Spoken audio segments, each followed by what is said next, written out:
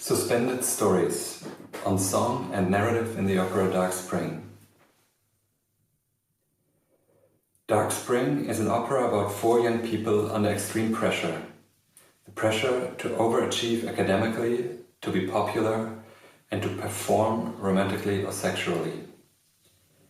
The pressure has become entirely internalized as parents or teachers are absent and the protagonists are left alone with late capitalism's demands of permanent self-optimization. The conflict between the expectation to succeed on the one hand and the sense of powerlessness and unattainable self-determination on the other hand, in an era of constant stagnation, grows increasingly acute until it eventually flips into violence, into one protagonist's sexual aggression and the suicide by another. The opera focuses less on the narration of the four young protagonists' story, but rather on the attempt to articulate and understand the often contradictory feelings that come with it. Feelings of meaninglessness and alienation in a society that values only productivity and success, but makes it unreachable for almost everyone. Feelings of pain, both as suffering and as sexual experience. Feelings of love and kinship that briefly appear between the protagonists, but that nevertheless brings a sense of vulnerability. In a hyper-competitive world, the display of emotions is seen as a weakness and a liability. The longing to open up to someone else, to reveal and feel oneself and one another, and to find an expression for that longing seems unsettling and dangerous. Medium of that expression for the four protagonists of Dark Spring is song. They sing songs. They articulate their feelings through the masks of the distancing formalization of rhyme, meter, stanza and refrain. Before I reflect more on the relation of narration and song, I want to play the first minutes of the opera.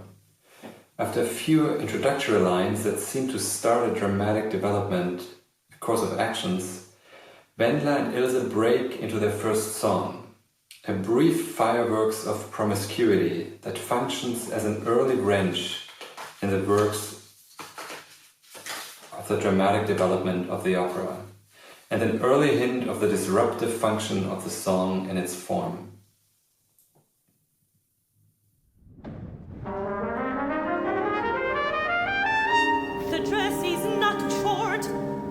What do you want? As a grown-up girl, you cannot go about in long dresses. Ilse, at our age, one does not freeze, least of all in the legs. If I had children, I'd be dressed in modern pink hats, pink dresses, pink shoes, pink hats, pink dresses, pink shoes, pink hats, pink dresses, pink shoes. Only the stockings will be black as night. And you, Wendla, which would you rather have? Girls, Wendla, girls or boys? Boys, if ever I have children, they'll be boys. Dressed in clothes of autumn, they'll be walked on by the sun, the river. Boys. The world lets boys stay young forever.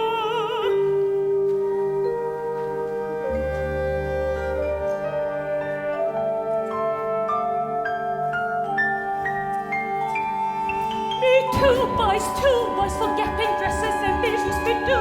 Boys, me do. Boys who can resist the changes, hopping, lit, shining like a bullet from me too. Boys. They never need to know that truth we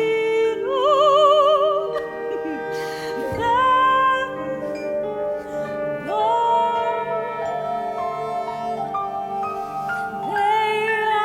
Boys, they had it sauce behind the brows and think of nothing new. They grow up just as we are now.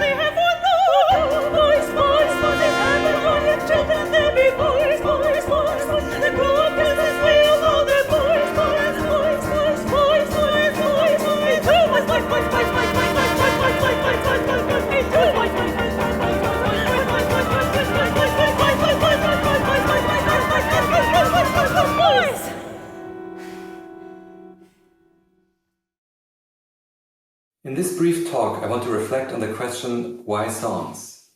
What role do they play for the protagonists that sing them, and what functions do they have for the story? I want to thank the Wissenschaftskolleg in Berlin, where I discussed ideas for this talk first.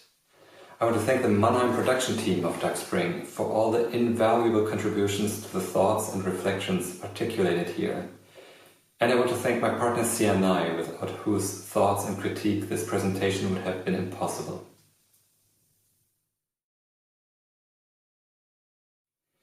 Let me begin this talk about song, narrative and opera with a brief example borrowed from another medium, from film. Most Europeans born in the 1970s encountered a movie, La Boum, The Party, during the teenage years. I myself was not left untouched by it, and one scene in particular stayed with me, less for the rather heartwarming romantic content, but for the fascinating formal rupture it creates. Swinging round, swinging round, swinging round.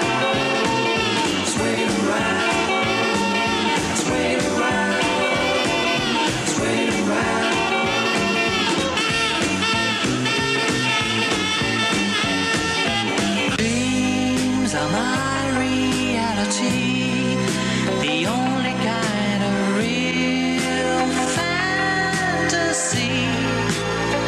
Illusions are a common thing. I try to live in dreams. It seems as if it's meant to be.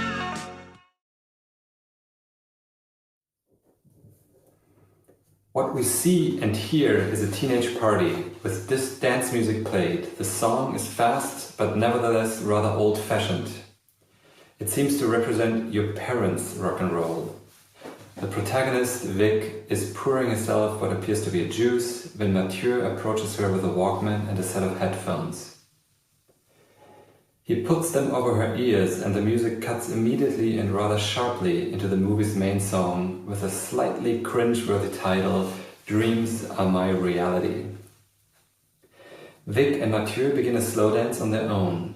It is as if from one moment to the next they have become submerged into another musical reality.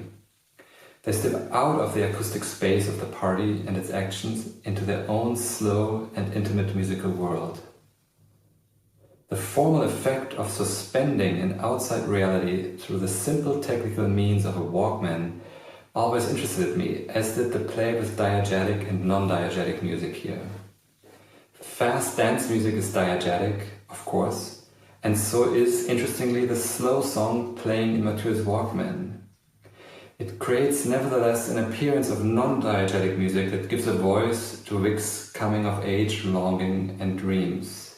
By putting on the headphones, the two teenagers create a soundtrack for that moment together, a soundtrack that expresses and underscores their own emotional world, a Walkman world, one could say, suspending the drama of the fast-pacing reality around them for the duration of one song.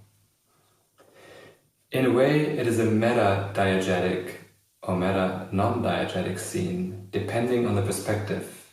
The film shows, through the simple diegetic music gimmick of putting a set of headphones over the protagonist's ears, the two teenagers' desire for a non-diegetic moment in their lives as a suspension from reality.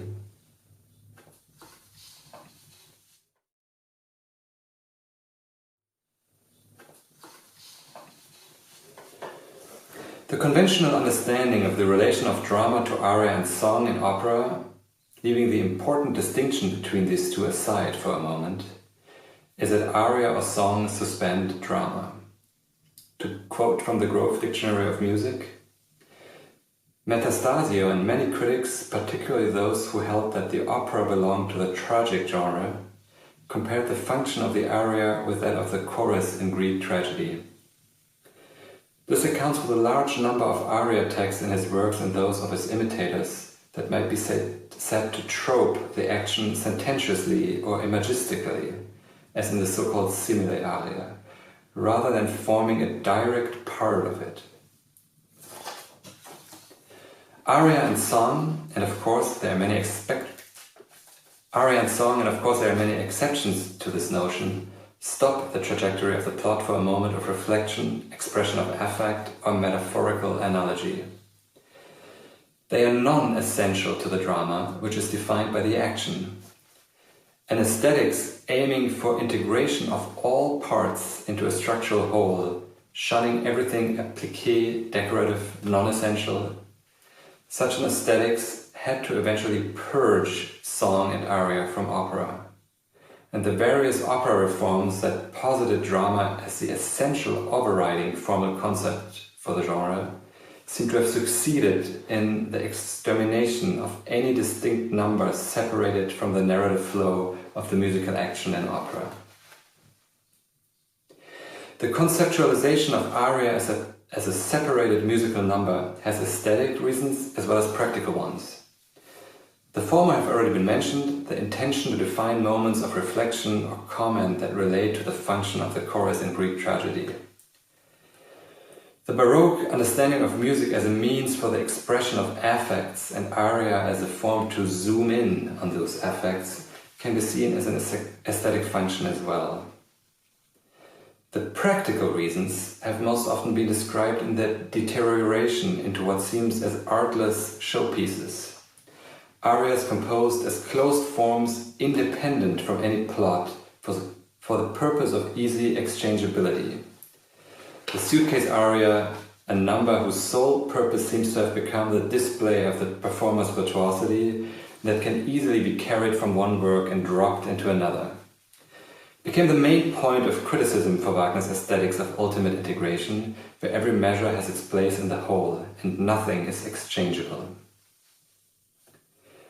Verdi's arias are interesting in this context, since one finds distinct numbers even in his mid and late periods. They achieve an integrative function to the work as a whole through their immediate connection to the protagonists and the specificity of the moment they express. What Adorno calls in Beethoven the activity of a vigorous subject has still a stage to manifest itself in Verdi's oeuvre, and the aria is a form for this manifestation. The singer's display of technical control over matter and the music's emphatic subjective expression in a drama of objective fate in mid and late Verdi combine in the form of aria as an act of heroic, but nevertheless tragic, rise of the individual subject over a tragic plot. Auden, in his notes on opera, points to this integration of form, vocal technique, aesthetics, and what one would call ideology. Quote Auden, "The golden age of opera, from Mozart to Verdi, coincided with the golden age of liberal humanism, of unquestioning belief in freedom and progress. Every high C, accurately struck, demolishes the theory that we are the irresponsible puppets of fate or chance." So far I treated song and aria as interchangeable terms, as they both share the same function of suspended action. But now the difference comes into focus. What distinguishes a song from aria? I mentioned aria's celebration of an emphatic subject in late Verdi, a celebration that almost becomes narrative by itself. It becomes the story. The character of song, on the other hand, is quite different. Its emphasis is not on vigorously claimed autonomy of a subject fighting. Neither is it a display of vocal virtuosity. It aims for a more common man voice instead, before or above professionalization and division of artistic labor. And its compositional structure is one of more humble simplicity than seems to hide the composer's voice rather than display originality. From folk song to pop tune to kitschy Schlager, the power of song seems to rest in its ambiguity. It gives voice to both a most individual expression of pain, joy, suffering, angst, or whatever affect is longing for articulation, and at the same time taps into the universality of the affect expressed, aiming for healing or at least a collective bond in precisely this universality. Most of us know the paradox from our teenage years, to find expression for a suffering that we think is ours only and unparalleled in character and weight. Whether it is unreturned love or teenage Weltschmerz, we lie down on our bed, turn on the record player or iPod and listen to, or rather feel through a song that gives a voice to our most personal affect in the most universal tone. Song is modern in this double bind of subjectivity and universality. And Adorno might have had this aspect in mind when he writes in his famous homage to Zerlina. She, quote, still sings arias, but their melodies are already songs. A purposely simplistic and crude sweep through 20th and early 21st century opera shows that the number, the aria or the song that interrupts a narrative, has been almost entirely purged from opera. Sound itself is now the liberated subject.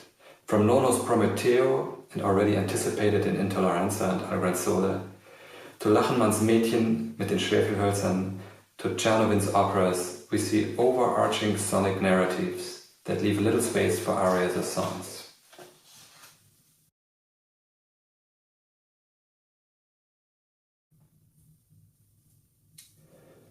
My question regarding the relation of action to aria or song in opera arose from formal contradictions I noticed appearing in my own operas, Fremd, Kaspar Hauser, and the first sketches to Dark Spring.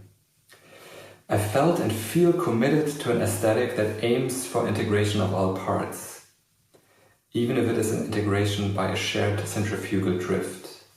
But nevertheless, I began to experience a strong desire to define units that are separated musical numbers, and that isolate themselves from the musical and dramatic course of action as a whole. This desire surprised myself, and I started to ask, where does the tendency towards aria and song come from? What function do aria and song have in my works? What are they doing? Why do they feel right? For time constraints, I won't look into the aria and the aria da capo in my opera Fremd, nor into the musical numbers in Kaspar Hauser, but focus on the most recent work, Dark Spring. Dark Spring, an opera in 11 scenes with song lyrics by Californian poet and Marxist theorist Joshua Clover, commissioned by the Mannheim Opera and beautifully staged last summer by Barbora Horakova-Joly, is based on Frank Wedekind's 1891 play Spring Awakening.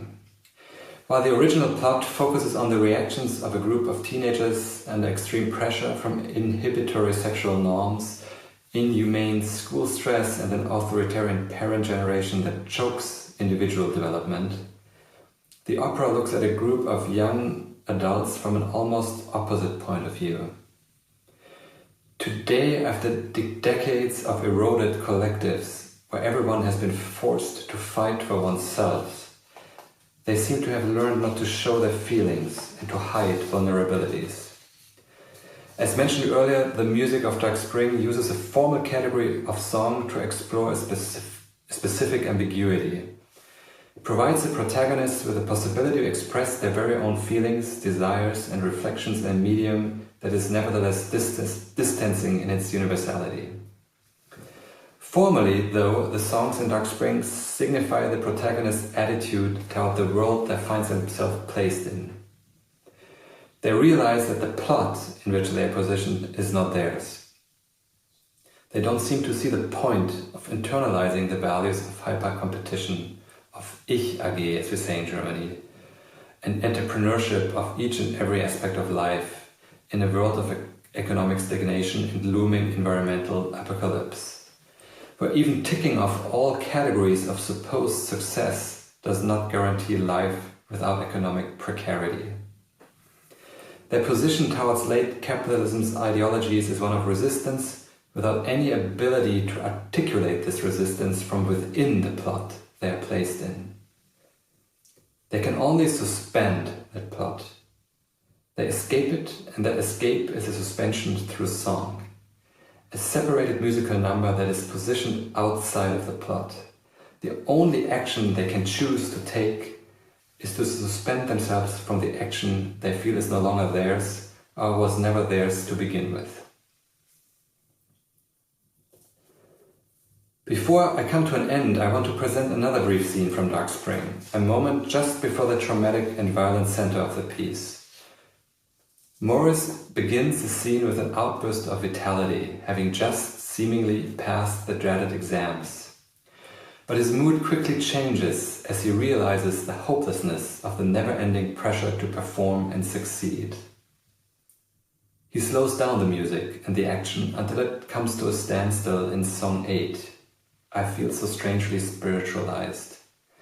A counter-reality is suspended in time, one long state of longing for love, for companionship, for a sense of unity with nature and the world around him and us. The music never lets this fleeting escape reach clear and easy stability though. It does not reach a home, a tonal center. It drifts slowly through different keys, coming to an end that functions as a stepping stone into the next scene, exactly a tritone apart from its point of origin in C major. But this drift never appears to be a threat to the protagonist's desire for a different world. Quite the opposite. It might be an essential aspect of it. No, I don't care, I don't know, I don't know, I don't know, I don't know, I don't know, I don't know, I don't know, I don't know, I don't know, I don't know, I don't care, I don't know, I don't care, I don't know, I don't care.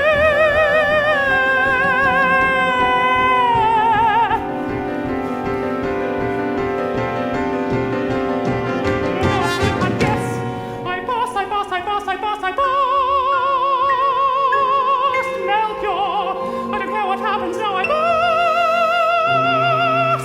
Who can believe that I could pass? I read it 20 times, I read it 20 times, I read it 20 times, I read it 20 times, I passed. Melchior. I feel so strange. Melchior, can you realize what I have gone through? You don't know, you can't guess what depends on it.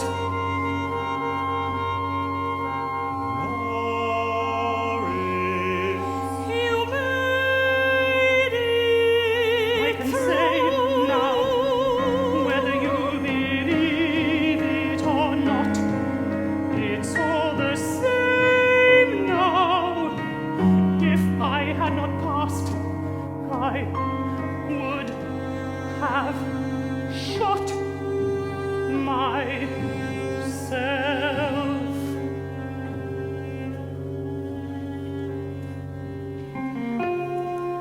May I roll you a cigarette, Moritz?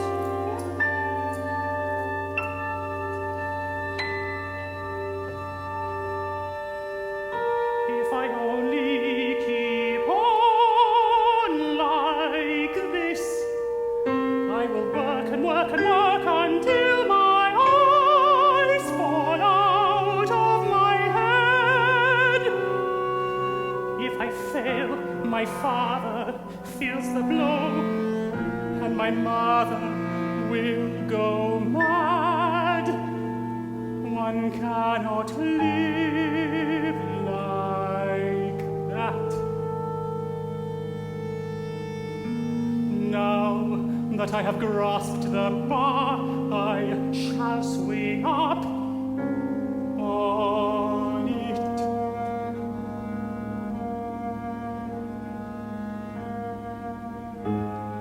I will break my neck if I will fall.